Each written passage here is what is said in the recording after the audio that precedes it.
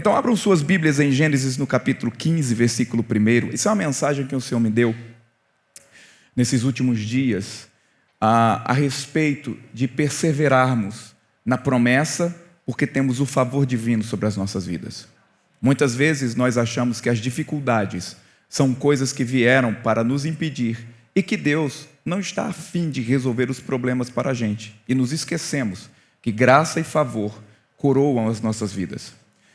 Eu ministrava na igreja do meu irmão Saulo, lá em Paulista, e eu disse, olha, nós estamos numa estação de favor.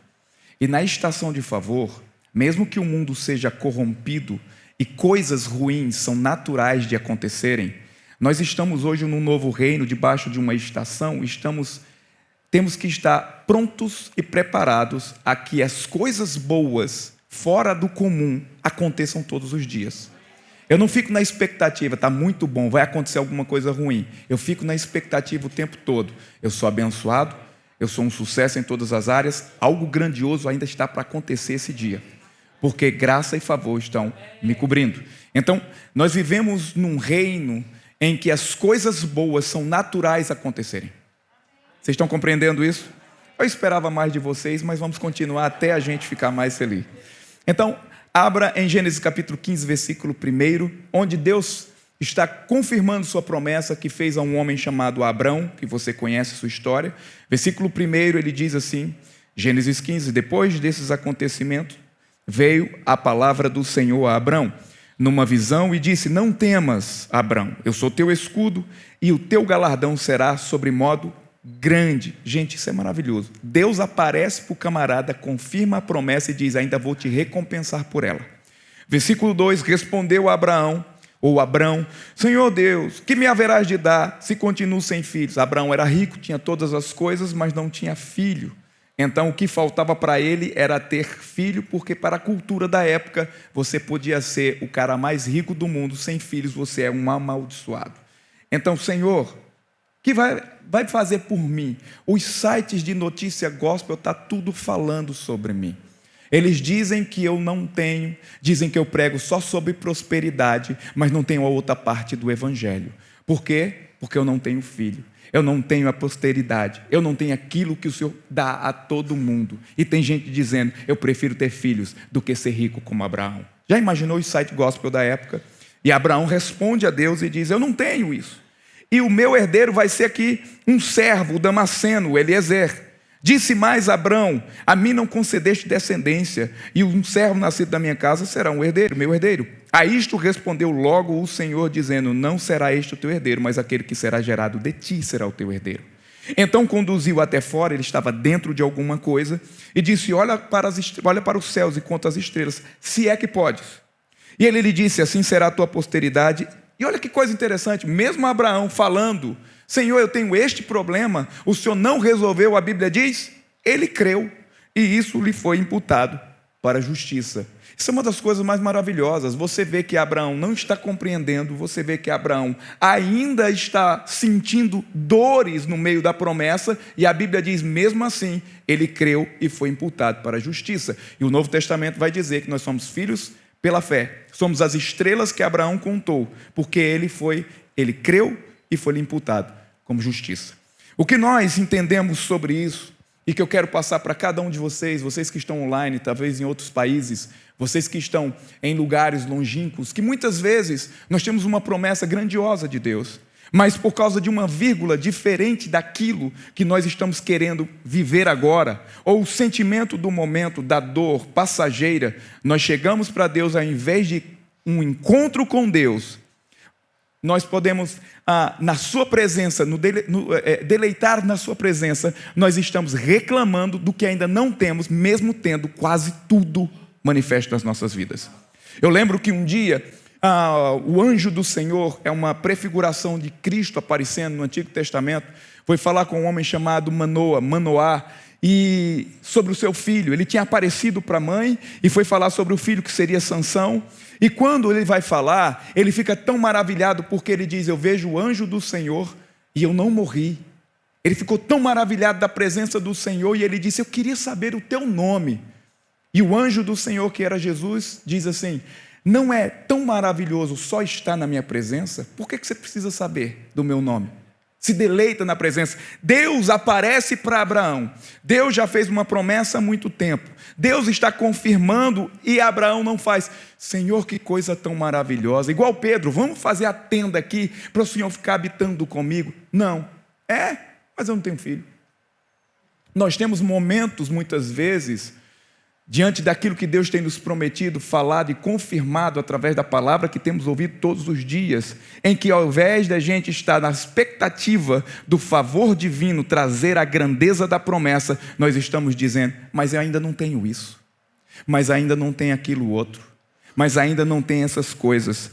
Nós devemos entender que no meio da caminhada da promessa, nós cometeremos erros, nós duvidaremos, nós não entenderemos, mas se a gente tiver o coração aberto para a promessa, como o próprio Abraão, nós vamos crer. E apesar das nossas falhas, erros, nós vamos crer para a justiça daquilo que Deus tem para as nossas vidas. Então nós temos que entender que algo divino depende de um coração sincero e de uma fé simples. E mesmo que você ainda não chegou em tudo que Deus te prometeu, Deus vai fazer na sua vida, se você colocar e descansar no seu coração. Abraão vinha de uma linhagem não muito boa. Sua família, segundo Josué capítulo 24, versículo 2, eram de idólatras. A Bíblia diz que o nome do pai de Abraão, Terá, que não é hebraico, no hebraico quer dizer lugar de parada, de acampamento, mas o nome dele não é hebraico, ele vem dos caldeus, o nome dele vem do acadiano. Terá significa literalmente lua. Lua era o deus adorado da região de Ur dos Caldeus. Então ele tinha o nome de uma entidade. É como você hoje ser filho de uma mulher chamada Iemanjá. É mais ou menos assim a história de Abraão. O pai da fé era filho de um homem que adorava outros deuses e que tinha o seu nome em homenagem a um deus pagão. Mas Deus pode suscitar, pode levantar uma pessoa com uma promessa grandiosa para as nações, independente de quem eram os seus pais, independente de onde você vive, independente do seu poder aquisitivo, independente da sua escolaridade. Deus pode fazer com que todas as dificuldades elas cessem para que a promessa chegue sobre a sua vida. E você não precisa ver e ter para ser crido e ter como justiça para o futuro da sua vida. Você só precisa acreditar que aquele encontro divino que você teve é real e que o favor do Senhor está sobre a sua vida. Alguém pode dizer amém? Eu quero ouvir o povo online. Essa foi horrível. Eu fico pensando no Pedro, nosso amado Pedrinho. Pedro era um cara muito impulsivo. E nós sempre falamos da caminhada dele e de seus erros. O apóstolo Paulo escreveu falando que ele era repreensível. E Pedro confirma. E o que ele diz é tão verdade que é a escritura divina. Inclusive que ele falou sobre mim. Pedro tinha dificuldades. Mas um coração disposto a fazer o que Deus tem. Não importa o quanto você tentou acertar e errou. Deus vai levar em conta os seus acertos. Um dia Pedro chegou, não pescou nada. Pedro tinha um problema familiar, sua esposa, sua sogra tinha um problema sério com ele, porque todas as vezes que o profissional pescador Pedro é citado pescando na Bíblia, ele não pegou nada e Jesus teve que fazer uma intervenção divina. Esse era o problema da febre da sogra dele, não traz nada para casa. Profissional, mas não traz uma piaba. Pode olhar que todas as vezes que ele está pescando, Jesus é que resolve a pesca dele. Então ele não pegou nada durante toda a noite. Cedinho da manhã está Pedro lavando as redes. Era o momento de ir vender os peixes no mercado. Mas cedinho da manhã não tem uma piaba, não tem um peixe. E o que acontece com Pedro? Ele está lavando lá, imagina, meio que fragilizado, não pegou nada. Mas cedinho da manhã um homem estava pregando para uma multidão que deveria estar lá no mercado do peixe, que eles compram bem cedinho para poder tomar o seu café da manhã. Mas aquele povo não foi para o mercado naquele dia, aquele povo foi ouvir as palavras de sabedoria e de verdade e de vida de Cristo Jesus. Jesus está então naquele lugar, precisa falar para mais gente. Pedro, me empresta o seu barco, que eu preciso aqui usar o vento para fazer uma tecnologia para que eles me escutem, para que eu pregue para eles. Jesus então pegou o barco daquele homem que estava dado ao fracasso, mas que no seu coração disse: mestre, pode usar o meu barco, usa o que eu tenho, mesmo que eu seja um fracasso aqui no que eu estou fazendo. E ele pegou, depois que pregou, falou assim: Pedro, joga a rede do outro lado. Pedro jogou a rede do outro lado, mas ele falou em primeiro lugar: mas Senhor, passei a noite toda pescando, não peguei nada, mas sob tua palavra eu irei fazer. Talvez você está há muito tempo sem uma colheita. Talvez você está na promessa divina grandiosa e ainda não viu acontecer. Eu fiz tudo e que a natureza e que o normal pede. Escuta o Senhor. Seja guiado por aquilo que Ele está falando. Mas eu já fiz e não deu certo. Faça de novo. Fidelidade não é fazer, ver o certo e continuar. Fidelidade é continuar fazendo o que Deus pede. Ele jogou, pegou uma grande quantidade de peixes. Pedro ficou maravilhado. Jesus falou logo: olha, tu não tem muita vocação para isso aqui, tu vai pescar homem, porque peixe está meio complicado para você. Mas o que eu quero dizer para vocês é: Pedro era um camarada atabalhoado. Esse negócio que vocês entenderam, essa palavra aí. Era um cara meio complicado, mas o coração dele é: eu vou dar ao Senhor o que eu tenho. E todas as vezes que nós decidimos fazer algo para o Senhor, não importa quanto a gente sabe, entende ou faz, Deus vai recompensar a fidelidade da promessa que Ele lhe deu. A Bíblia diz claramente que Pedro pegou uma grande multidão de peixe, mas a questão é tarde demais, pois o mercado já está fechado.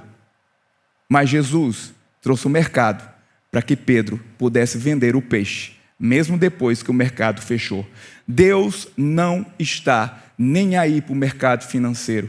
Deus não está nem aí para qual tipo de governo. Se nós crermos na sua promessa, em quem Ele é, não importa quem é o governante, não importa se o mercado virou, se o dólar subiu, se o dólar baixou, em Cristo Jesus Ele muda a lógica e faz com que a promessa chegue na sua casa. Ele faz com que a cura que era incurável passe a ser curável. Ele faz com que o médico chegue para você e diz assim: eu não sei o que aconteceu, mas você está curado, você está livre do câncer. Algo acontece nas nossas vidas quando nós emprestamos algo ao Senhor. Alguém pode dizer amém? Amém. Diga: Deus é bom.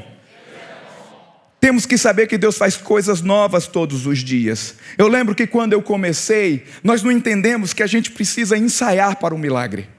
O ensaio do milagre, você sabe que quando você ensaia na igreja, o grupo de louvor aqui, por exemplo, cantando maravilhosamente bem, eles não estão tão bons assim da noite para o dia. Eles ensaiam quando não tem plateia, quando as cortinas estão fechadas. Os erros são cometidos com poucas pessoas vendo, porque no ensaio eles têm a cortina fechada para o público.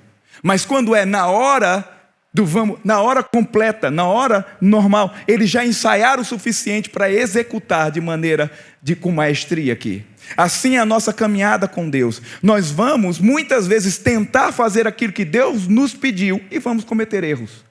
Mas Deus vai usar aquilo como ensaio, e um dia Ele vai abrir as cortinas e você vai poder brilhar naquilo que você foi chamado por Deus. Abraão estava no seu ensaio da promessa, e no ensaio, às vezes nós não conseguimos entender como a música é tocada, mas depois que a gente aprende, aí, meu irmão, você passa a tocar e as pessoas vão ouvir o som maravilhoso da canção. Deixa eu falar algo para vocês interessante. Eu comecei nas minhas cruzadas. Minha primeira cruzada foi um dos fracassos terríveis da vida. Eu fui para o interior do Piauí, levei um carro de som, levei um monte de gente andando de perna de pau, fazendo isso, aquilo, outro. Paramos na Praça Central. Na hora que a gente parou na Praça Central, eu dentro do carro de som não podia sair, dava microfonia.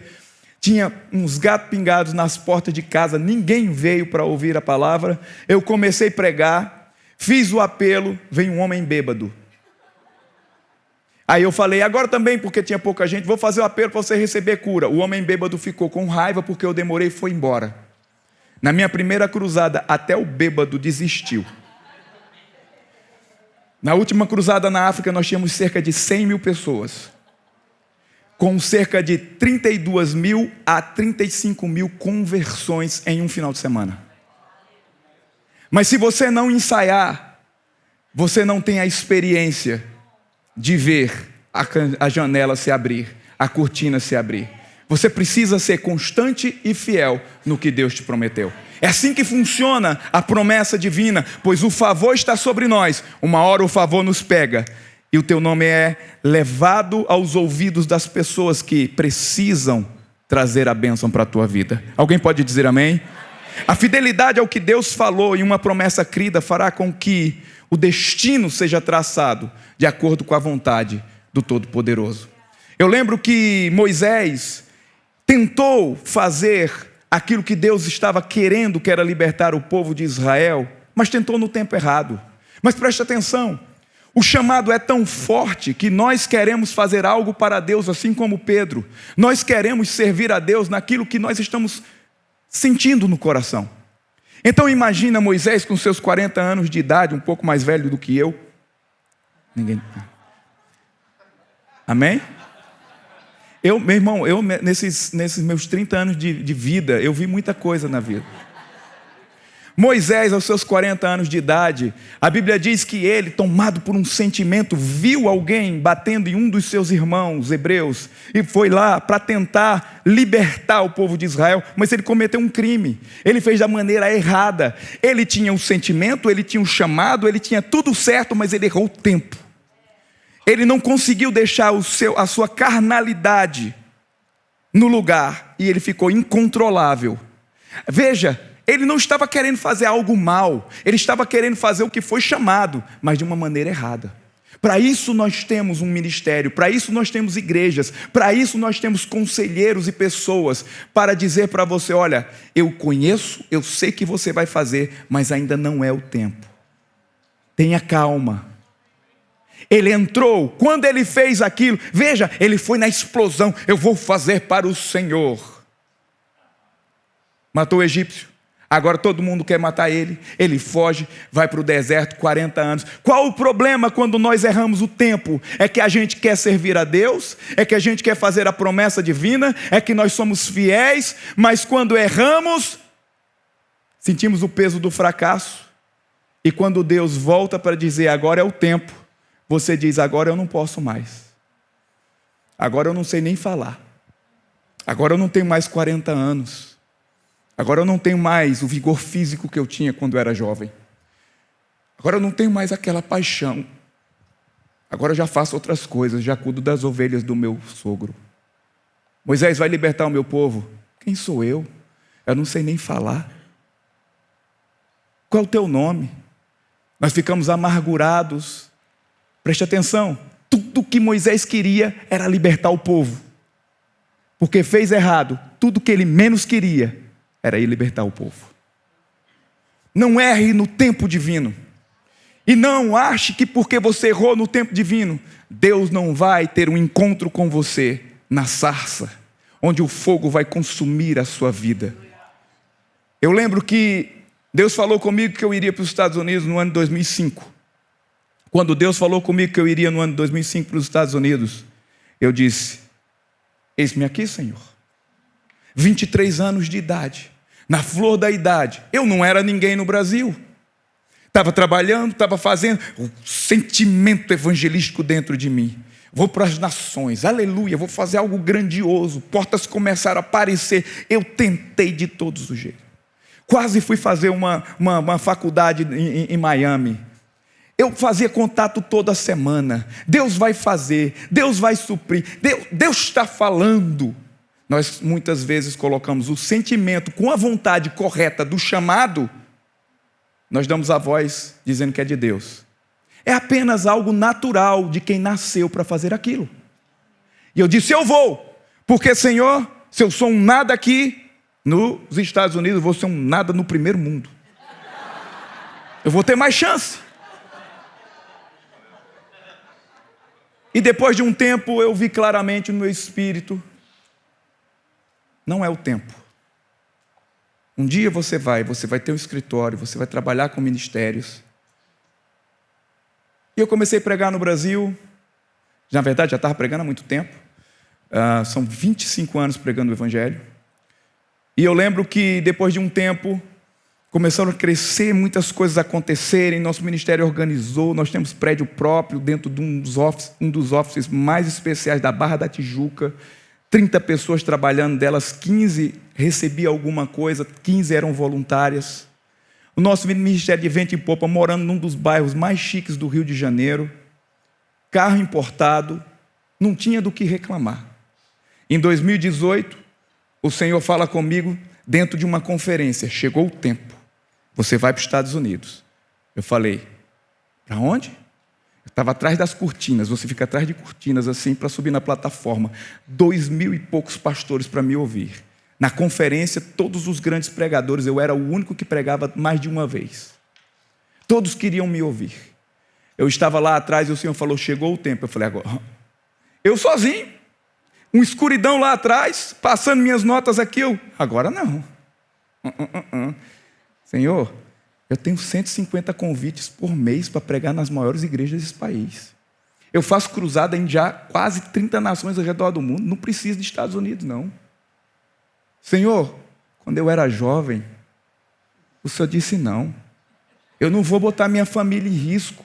Eu não vou deixar tudo que eu tenho aqui e ir lá para a Checoslováquia, para onde eu não entendo, para ser um ninguém de novo, não. Porque se eu for para lá, eu vou ser um ninguém. Aqui eu já sou alguém. Eu ouvi uma voz. Você seria humilde o suficiente para voltar a ser um ninguém nos Estados Unidos? Se você for, você vai ser um ninguém. Mas eu posso te fazer alguém que você nunca imaginou na sua vida. Você é humilde o suficiente. E eu desabei ali atrás. As cortinas se abriram. Na igreja gigante em Fortaleza, o nosso evangelista, me chama o nosso evangelista. Vai ministrar para a gente agora, evangelista Jânio César. Eu entrei chorando. Pessoal, que glória, meu Deus, que unção. E eu estava, Jesus, eu não quero pregar hoje mais não, eu quero voltar para casa, quero conversar com minha esposa. Eu quero dizer para você que não deixa que aquilo que você achou que era a hora não aconteceu, ainda não vai acontecer.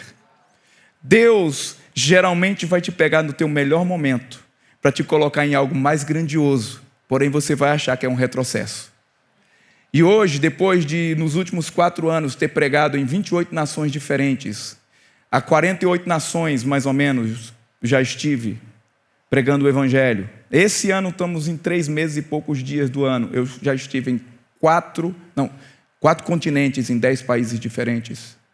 Nós temos conferências no Quênia para 40, 50 mil pessoas por dia.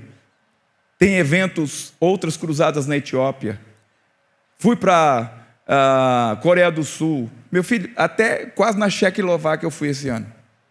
O que eu quero dizer para você é, quando você continua fiel, Deus diz, mesmo na sua falta de conhecimento, e às vezes nos seus erros, Deus está dizendo, continua, a promessa está chegando, vai acontecer, sua igreja vai chegar com aquela quantidade de membros que você sonha, algo vai acontecer no seu ministério, algo vai acontecer na sua cura que você ainda não desfrutou, algo vai acontecer, só continua crendo e declarando a palavra de Deus. Vocês sabem, vocês podem dizer amém? Amém.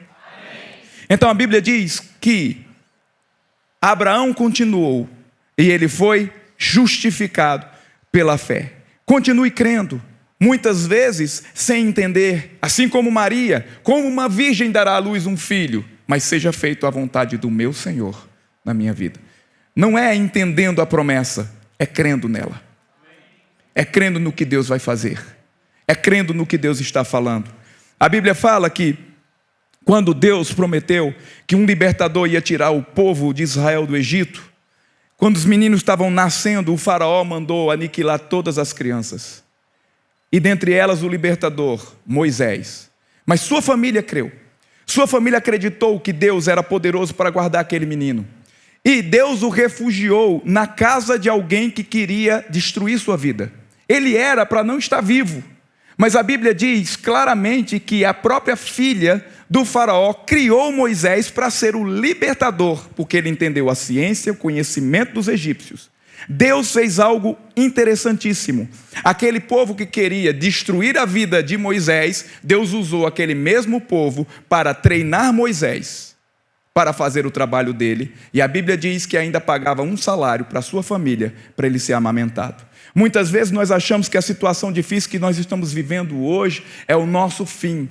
Mas às vezes é no meio dos inimigos, é no meio do sofrimento, é no meio do que está acontecendo. Não foi Deus que enviou o sofrimento, não foi Deus que enviou esses inimigos, mas que eles vierem, Deus vai usar essa situação, vai pegar o inimigo e vai dizer assim: invista no ministério, na vida dessa pessoa. Foi assim com Moisés. Moisés foi patrocinado por aquele que deveria ter matado ele.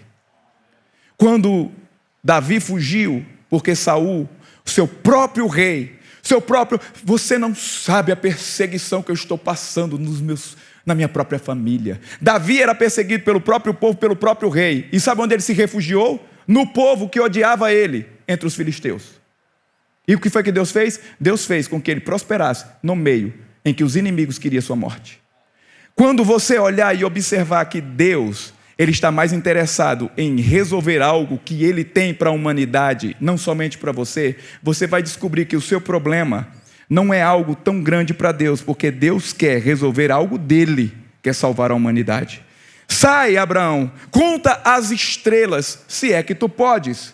Abraão estava querendo resolver o seu próprio problema na tenda do sofrimento, na tenda da tristeza. Sai do lugar que limita a visão da fé do que Deus tem para você. Vem para fora, vem contar as estrelas, se é que pode. Abraão, você está crendo para ter um filho. Deixa eu te contar a minha história. Eu estou crendo para ter essa quantidade de filhos aqui.